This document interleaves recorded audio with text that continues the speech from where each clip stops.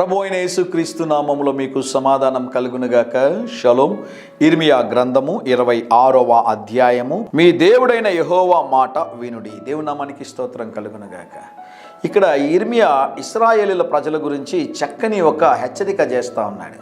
మీ దేవుడైన మాట వినుడి, మీ క్రియలను చక్కపరుచుకొని మీ మార్గములను సరిచేసుకొని మీ చెడు క్రియలను విడిచిపెట్టి మీ యొక్క చెడు కార్యములను విడిచిపెట్టి యెహోవా మాట విని మీ దేవుని మాటను విని మీ దేవుని వైపుకు తిరిగినట్లయితే దేవుడు ముందు మిమ్మల్ని క్షమిస్తాడు, రెండవది దేవుడు మిమ్మల్ని ఆశీర్వదిస్తాడు. యెషయా గ్రంథము 1వ అధ్యాయం 19వ వచనంలో ఒక మాట ఉంటుంది. ఆయన మాట విని లోబడినటువంటి వారికి దేవుడు చేసే కార్యం ఏంటి అంటే చక్కని శ్రేష్టమైన పదార్థములను భుజించడానికి దేవుడు అవకాశం ఇస్తాడు. అనేక మంది మీరు గమనించిన ప్రియులరా, కొంతసార్లు పెద్దలు మనల్ని హెచ్చరిస్తూ ఉంటారు, అయ్యా నువ్వు తీసుకున్న నిర్ణయం మంచిది కాదు, నువ్వు వెళ్తున్నటువంటి మార్గం మంచిది కాదు, నీకు సమస్యలు వస్తాయి, ఇబ్బందులు కలుగుతాయి, నీ జీవితం నాశనం అవుతుంది, పాడవుతుందంటే ఈరోజు అబ్బాయిలు వింటున్నారా, యవ్వనస్తులు అమ్మాయిలు వింటున్నారా?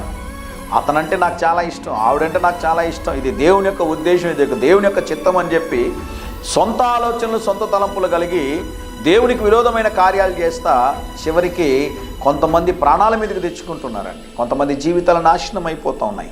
ఈ రోజుల్లో యవ్వనస్తులు మీరు గమనిస్తుంటే ప్రతి నెల కూడా 20,000 డైవర్స్ కేసులు అప్లై చేయబడతా ఉన్నాయంట కోర్టుల్లో. 20,000 డైవర్స్ కేసులు. కారణం ఏంటో తెలుసా? సొంత నిర్ణయాలు తీసుకోవడం ద్వారా. ప్రేమ వివాహాలు చేసుకోవడం తప్పని నేను చెప్పడం లేదు, అలాగని ప్రేమించమని కూడా నేను చెప్పడం లేదు. అనేక మంది చేస్తున్న కార్యాలు ఏంటి అంటే చెడు మార్గాలను ఎంచుకొని చెడు తలంపుల ద్వారా చెడు కార్యాల ద్వారా చెడు మార్గంలో వెళుతూ దేవునికి ఇష్టం లేని కార్యాలు చేయడం ద్వారా దేవుని మాటకు లోబడకుండా పోవడం ద్వారా జీవితాలు నాశనం అయిపోతున్నాయి. ఒకవేళ ఈరోజు నీ స్థితి పరిస్థితి ఎంత దుర్భరంగా ఉన్నా, నాశనం అయిపోయి ఉన్నా, ఈరోజు నువ్వు దేవుని మాట విన్నా కూడా తిరిగి నీ జీవితాన్ని దేవుడు ఆశీర్వదించగలడు. వీలైతే నన్ను చూడడానికి ప్రయత్నం చేస్తున్నారా? దేవుడు ఇస్తున్న మాట ఏంటో తెలుసా? నీ జీవితాన్ని నువ్వు ఎంత నాశనం చేసుకున్నా ఈరోజు దేవుని మాట వింటున్నావు కదా, ప్రభువా నీ దగ్గరకు వస్తున్నాను, మోకాళ్ళు ప్రభువా నన్ను క్షమించండి, నేను చేసిన తప్పిదాలన్నింటిలో నుంచి నన్ను క్షమించి నన్ను నూతనమైన మార్గంలో నడిపించిన ఒక్క చిన్న మాట అద్భుత కార్యాలు నీ జీవితంలో దేవుడు చేస్తాడు. మీరు చెప్పగలిగితే.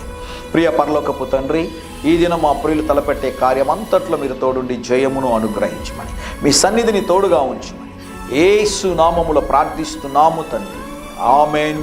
ఆమేన్.